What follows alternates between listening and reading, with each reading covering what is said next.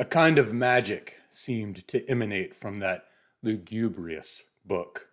Every letter took on the disquieting form of symbols in the ancient Kabbalah, each possessed of prophetic qualities. The commas formed petulant curves like the tails of demons glimpsed in the pale moonlight. In that final question mark, I saw the fearful hook with which the tempter fishes for those souls who fall asleep without first taking refuge in the inviolable citadel of prayer.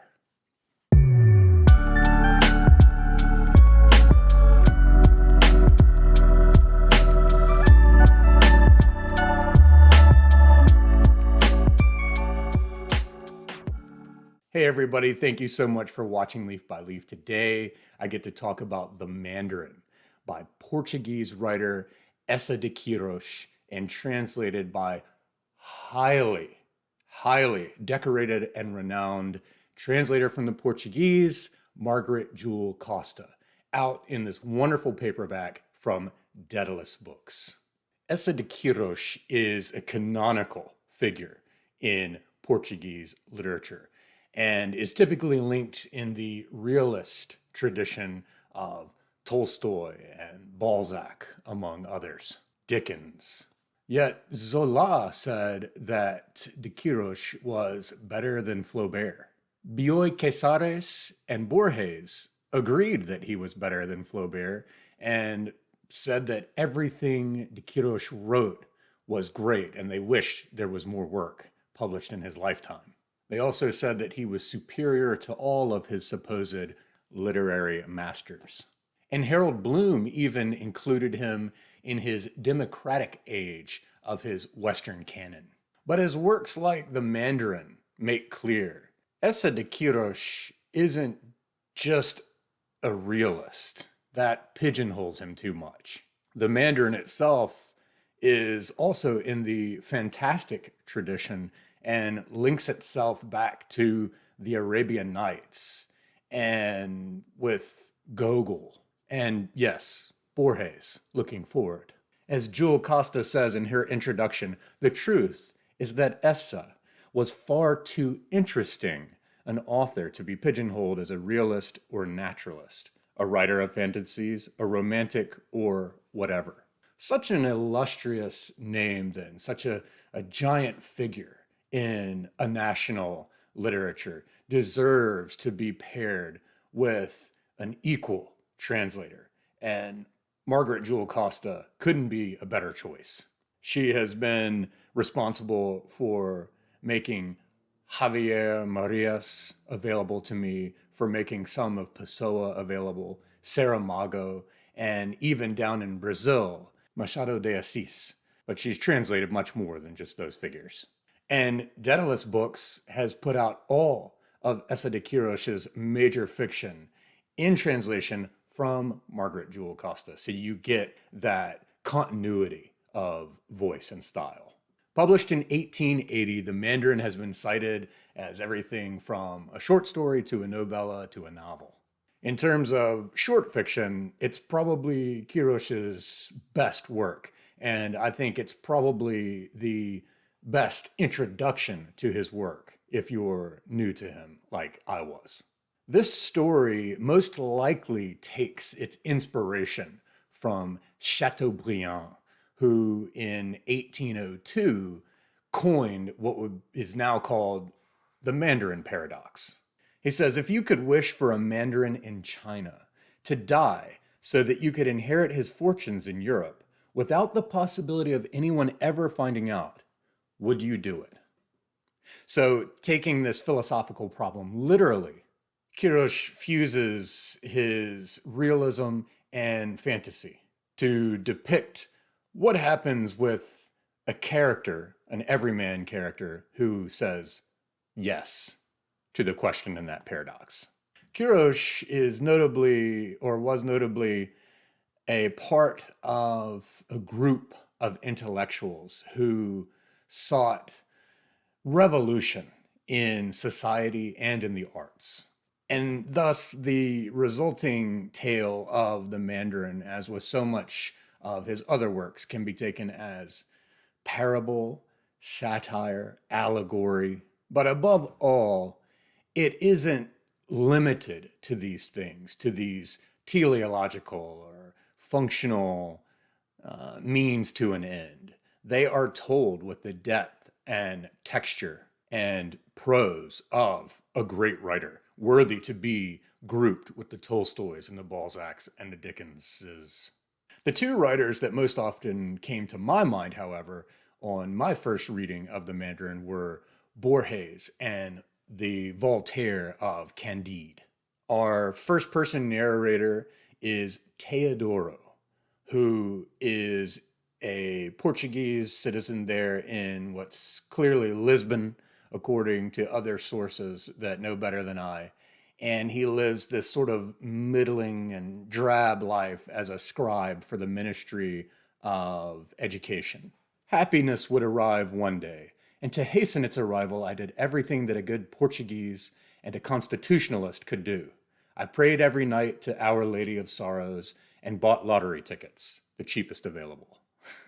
Through the monotonous desert of life, the slow caravan of my melancholy thoughts trudged on, slipping instinctively into the national habit of running down my homeland.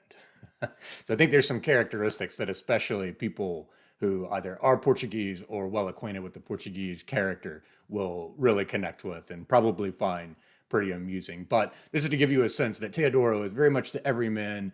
He has the exact makeup of someone who would likely say yes to such a genie in the lamp type paradox or request, wish.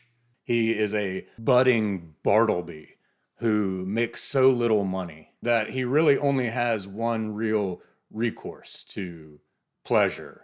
And this particular pleasure ends up making a désescent out of him, to connect back to my earlier read of Achébor by Huysmans. Since my salary, once I'd paid the rent and bought my cigarettes, was insufficient to accommodate any vice, I had acquired the discreet habit of scouring the local flea market for incomplete sets of old books, and at night in my room I would gorge myself on those curious texts. The antiquated typeface, the yellowing, worm-eaten paper, the somber, monkish binding, the little green ribbon marking one's place, all that enchanted me. Well, clearly written by a bookworm to achieve details like that. And then, after the fact, he becomes more like Désescent.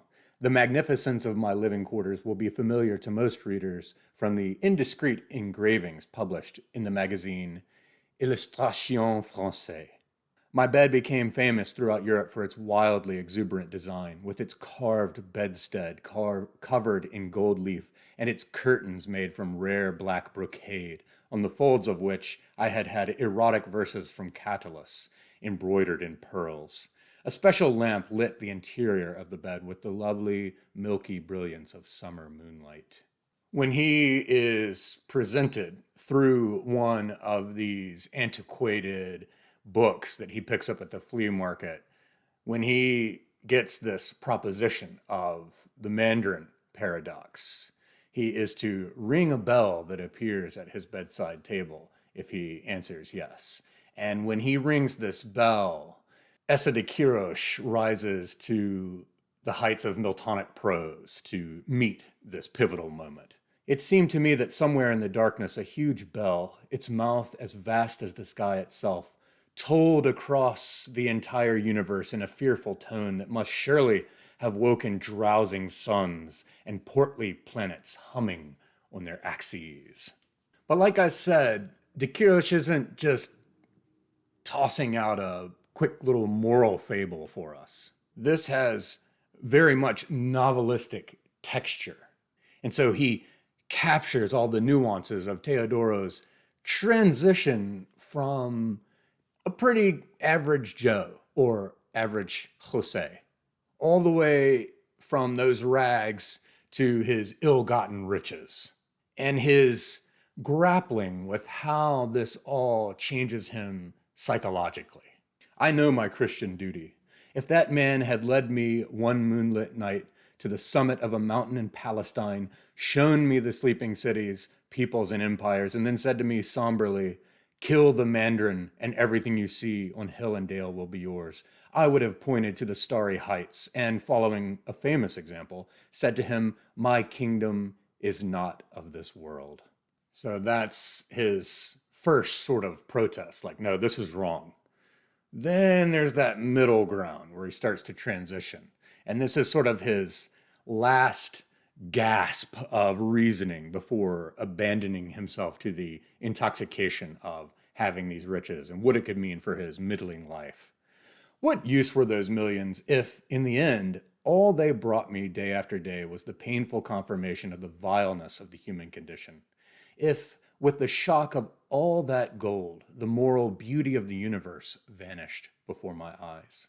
I felt gripped by a mystical melancholy. I dropped into a chair, buried my face in my hands, and wept bitterly. But he ends up ringing the bell, and before long, as he says, journalists plundered their imaginations to find adjectives worthy of my greatness. What follows then in the rest of this book is a clever melding of the Mandarin paradox coined by Chateaubriand, but also the Faust legend, the bargain with Mephistopheles. It's a cautionary tale that then sweeps Teodoro across Europe and into East Asia and captures so beautifully his desperate attempt to find both happiness, which was the whole reason for ringing the bell, yeah, but somehow also expiation for his sin. And this feeling that he has caught between the two, realizing that he hasn't found true happiness, but also that it may be because he has this transgression hanging over him, even though he can't be linked to it in a court of law necessarily. It's captured in this great evocative prose. This certainty gradually grew and hardened in my soul like a stone. It dominated my whole interior life like a pillar set in an open plain, so much so that however roundabout a route I took, my thoughts always returned to that accusing memory, blackening the horizon. However high my imagination flew, it always ended up bruising its wings on that monument to moral poverty. I should also add that for all of the ethical heaviness and moral quandaries of the book, De Queirós really captures some wit and humor and irony very well. The story, the way it's told, is light and fleet and, yeah, often pretty funny. For example, right after Teodoro encounters all of these riches in the form of like bricks of gold, he goes to hail a taxi, and the guy in the taxi is like, "Nah, you're not coming in here. Like, what am I supposed to do with this currency you're trying to hand me?" And goes on and leaves Teodoro behind. And Teodoro, the way he reacts is he says, "I looked with repugnance at that despicable piece of organized matter who dared to speak of mere silver coins to a colossus of gold." And for those of you who have read the Mandarin, I laughed out loud when he said, "No doubt the old scholar had grown weary of having to leave the ineffable regions in order to come and lie on my furniture." And I know for anybody who hasn't read it, that's doesn't really mean anything, but it's almost worth reading these, 70, 80 pages just for that line and how it hits. So it's abundantly clear to me, just from the Mandarin, that Eça de Queirós's work is in conversation with the whole history of literature. That is capital L literature. And to me, I think the Mandarin ranks up there with those world masterpieces, but that are unfortunately little talked about today. So please don't miss out.